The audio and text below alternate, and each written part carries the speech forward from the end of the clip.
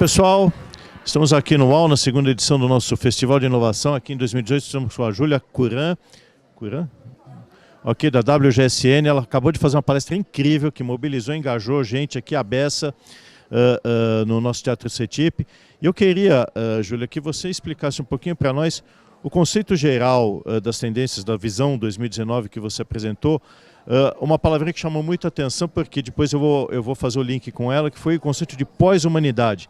Dá uma palhinha sobre isso. Oi, gente, tudo bem? Foi um prazer estar aqui com vocês, Jacques. Acho que é sempre inspirador estar nesse tipo de troca, de evento, com tanta gente engajada assim, para olhar para a inovação.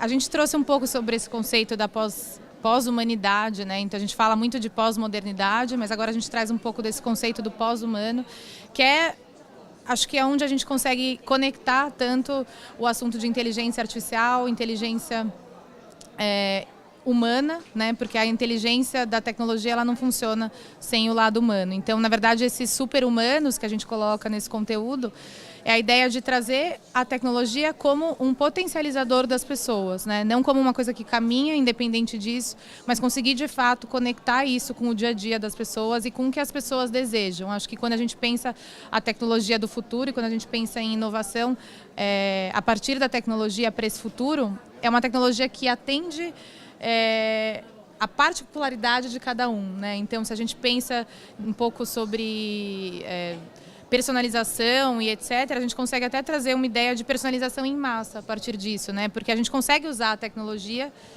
mas personalizando, só que para muita gente. Então, a ideia da inteligência artificial e tudo mais, ela faz sentido quando ela consegue ser humana e quando ela consegue ser particular para cada demanda e para cada pessoa. Então a gente trouxe um pouco disso. Uma das coisas que mais me apaixonou foi quando você abordou a ideia do instinto visceral como um segundo cérebro. Ou seja, trazer de novo a intuição para o campo das decisões também nos negócios. E eu acredito que isso seja um tremendo potencializador de inovação. Você não concorda?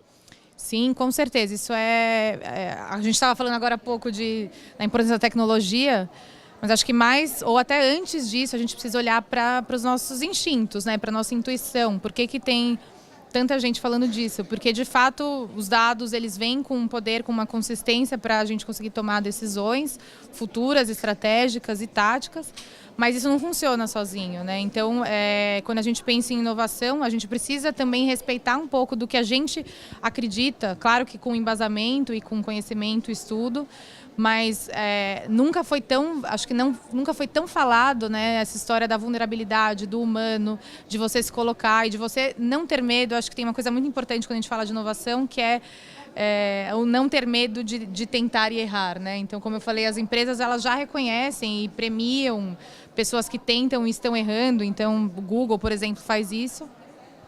Tem um troféu do erro lá. Então, a ideia o Fail Fast, né?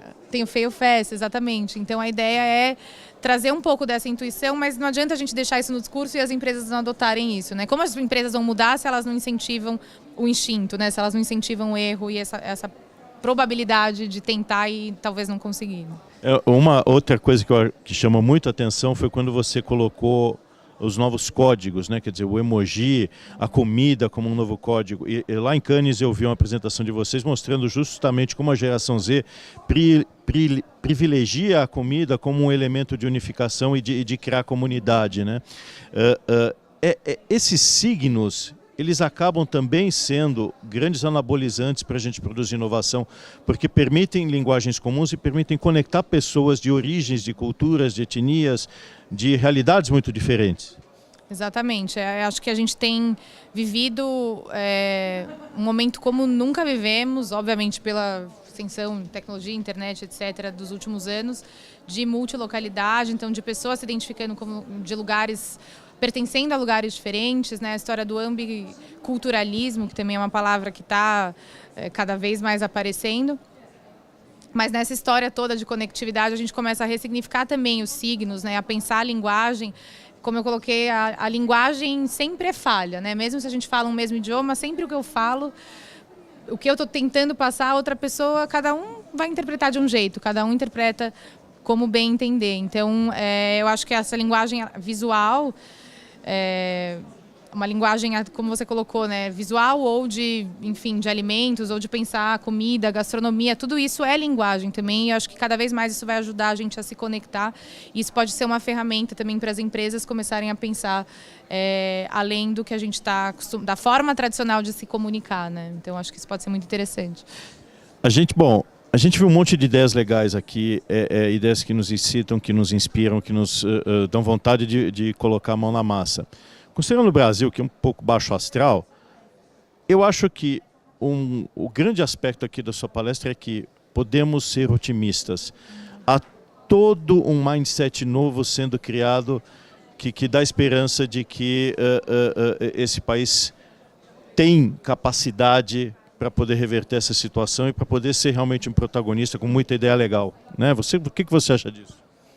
Eu acho que quando a gente olha para essas tendências, inovação, quando a gente fala de inovação, a gente tende muitas vezes a menosprezar o nosso país. Eu acho que isso é um erro. Eu acho que tem muitas iniciativas locais, regionais também, que acabam trazendo um pouco dessa visão de inovação para a gente hoje. Tem muitas iniciativas em universidades já voltadas para isso, desde ideias relacionadas à sustentabilidade, não sustentabilidade reciclagem, mas sustentabilidade como um todo, né, como negócio, modelo de negócio e inovação. Né, acho que até entrando um pouco nesse caminho de sustentabilidade, que eu acho que é uma coisa que está bem forte aqui no Brasil.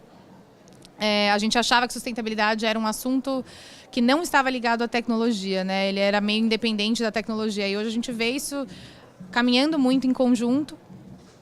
Então a gente vê iniciativas muito legais aqui no Brasil relacionadas a esses dois temas. E eu acho que o mais importante é que a inovação ela comece a entrar aqui no país dessas formas não óbvias, né? Então, desde processos de empresas novas, startups começando, processos em universidades, iniciativas de colaboração em universidades para pensar nesse futuro que é mais inovador, mas sem sustentabilidade não vai. De outras disciplinas também, isso Exatamente, acho que tem essa conversa de áreas diferentes conseguindo pensar nesse futuro. Muito legal. Júlia, eu te agradeço muito pela palestra, pela sua disponibilidade aqui conosco. E é isso, pessoal. UAU trazendo ideias para vocês para que a gente possa fazer do nosso país realmente um ecossistema de inovação. Obrigado, Júlia. Obrigada, Jacques. Prazer estar aqui. Tchau, gente. Tchau, gente.